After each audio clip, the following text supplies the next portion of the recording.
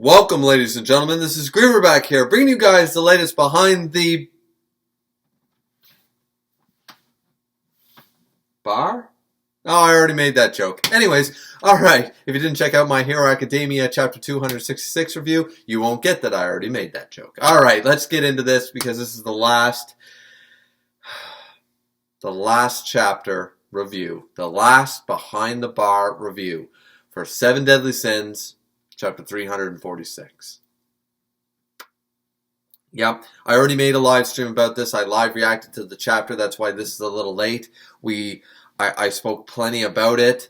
And also, there is going to be a podcast thing sort of idea, a collab video, most likely on my channel between myself, Keishan Prime, as long as he can stay, Sundown Rider, and Nia D. Hemmings.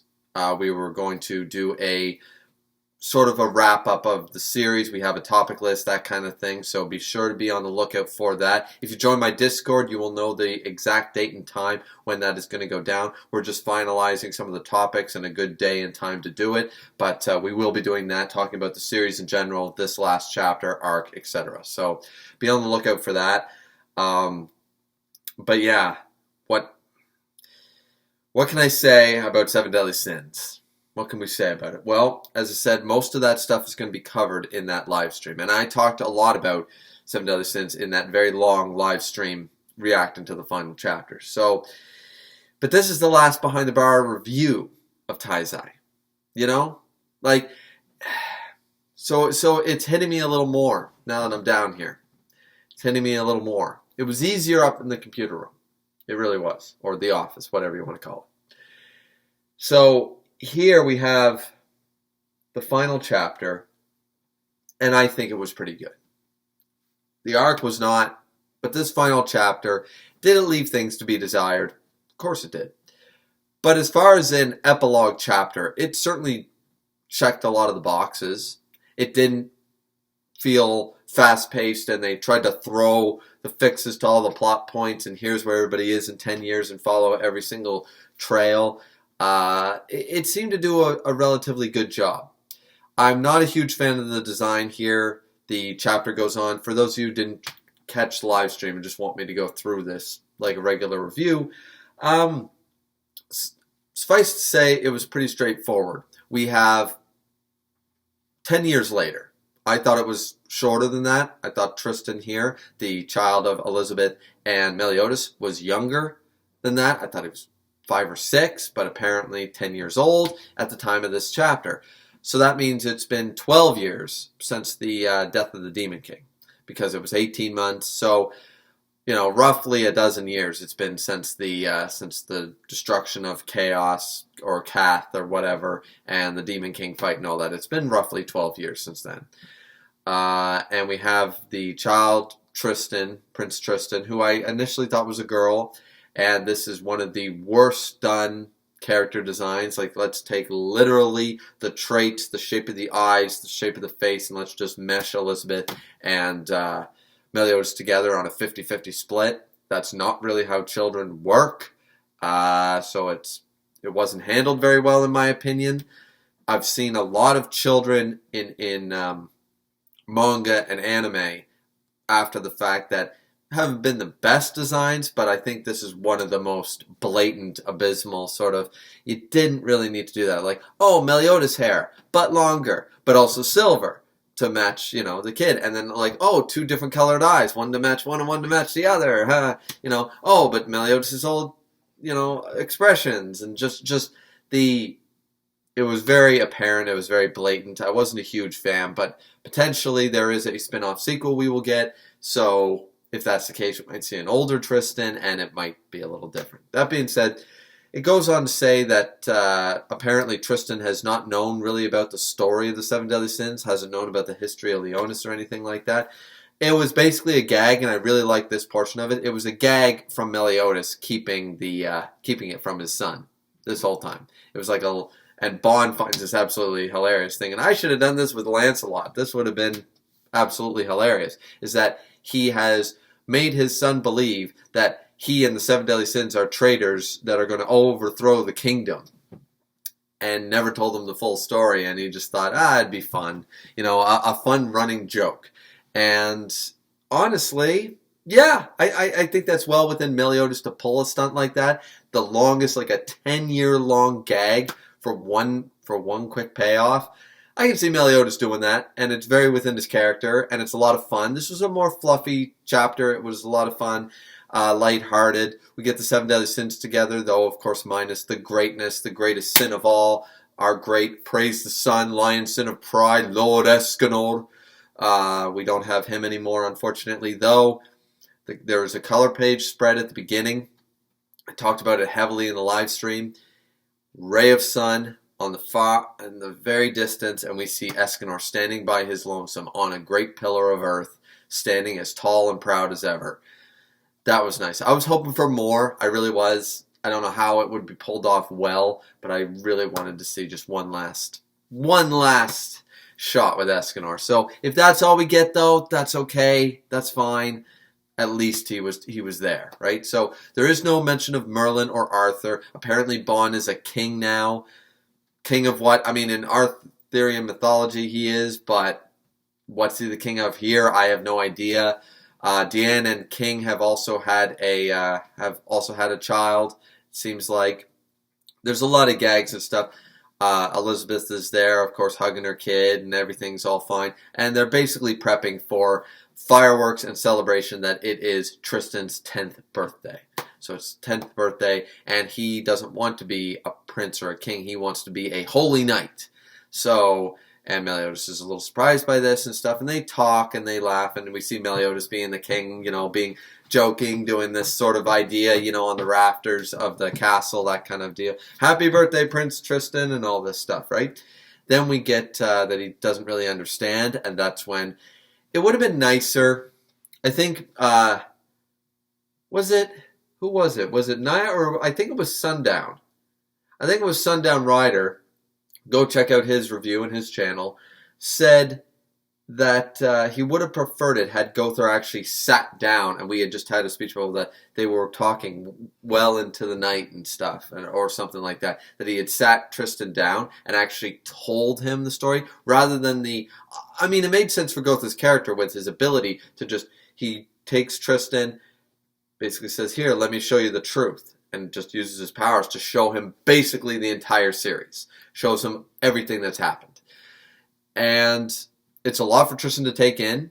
He starts crying right away and realizes that his dad's a good guy, and the 7 deadly sins are all good people, and all that fun jazz.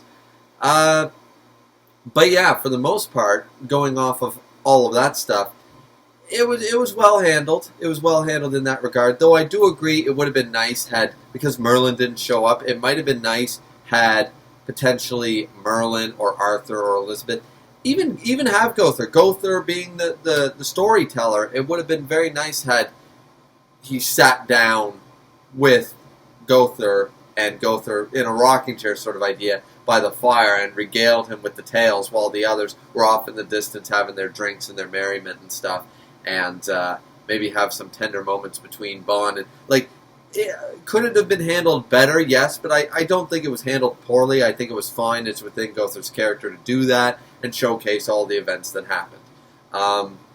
So that all happened. I think it was Sundown who said that, so kudos to him, because it did make me think a little bit. And for the most part, the comedy element still stays intact here, because right before that, even when he's being told all this, he's being told, look at your dad, look at how the people love him, he's not deceitful, he's fun-loving, he's a good guy and all that such. Tristan basically looks on and goes, I don't believe it, and that's why Gother had to, here, see the truth for yourself sort of idea. So I feel like, even though my boy Sundown had a good point that it would have maybe been better to have physically told him, properly, like a storytelling, they already kind of established that Tristan's not going to believe anything that he doesn't see with his own eyes. So showing him rather than telling him was the way to get it quick and, right there. So it's quite funny because he says, I don't buy it for a second. He's always grabbing mom's, he's always grabbing at mom and stuff, and I haven't done that even since I was a kid, but he was always grabbing at mom. He's a huge drinker. He's irresponsible. He's short. I don't, something to do with being short. I guess being short makes you a bad guy. Being a big drinker, I know nothing about that. And everything else. Yeah, so the comedy is there. It's funny, and it's true. Like, he does still do all that. And Elizabeth, to this day, still blushing in the background when he's mentioning that. So Elizabeth's character didn't necessarily get super regal overnight. She still has her very Elizabeth moments. Princess of Leonis that we always knew to be blushing and a little timid and stuff. We still see that in her. And I like that. I like that subtlety right there. Last part of the chapter goes on to show them all having fun in on a picnic sort of idea. Tristan is training with his dad. Of course, Meliodas is just using a twig, and it seemed at first I thought it was a short sword, but it looks like it's just a sword made out of wood. So just a little fun little toy there. And they're practicing, and Tristan doing pretty well for himself, yeah. So you want to be a holy knight, blah, blah, blah. They talk a little more philosophical. They talk about the future. They talk about all this stuff. And, it was okay. I wasn't really super interested in what they were saying. Then Elizabeth says, it's time for lunch and stuff. What do you want to be, sort of idea. He goes, I don't, and because Meliodas says to him, if you don't want to take after me, you don't have to be King of Leonis. What do you want to be? You told me you want to be a holy knight. Well, what do you really want to be? He goes, yeah, I want to be a holy knight, but more than that, yeah? I want to be a member of the 7 deadly sins. And double page spread, that's the end of the chapter. So, overall, it was good. It was a good epilogue chapter. It was a good ending. The whole becoming a member of the 7 deadly sins, well, we know that he should be becoming one of the Knights of the Round Table, more so. However, along with Lancelot. However, there is a vacant spot in the 7 deadly sins. I'm not saying it should ever be filled. That should be an honorary position that is never filled. Sort of like retiring a jersey in sports. But, that being said, it was nice. If it didn't make too much logistic sense, whatever. It was nice. It was a fine way to end the chapter. So yeah, I don't think there's a whole lot more to talk about. Nothing that I missed. There was certainly nothing I missed in the live stream. So if you're interested in a full page by page, panel by panel, word by word, go check out the live stream. It should be uploaded in the 7 Deadly Sins Behind the Bar Review playlist. If not, it's there under uploads. So yeah. So a lot of people have been asking me, what about the spin-off series? What about the rumors? Are you going to do it? Are you not? What about 7 Deadly Sins content? So to quickly wrap up this review, I'll answer a few of those questions right here.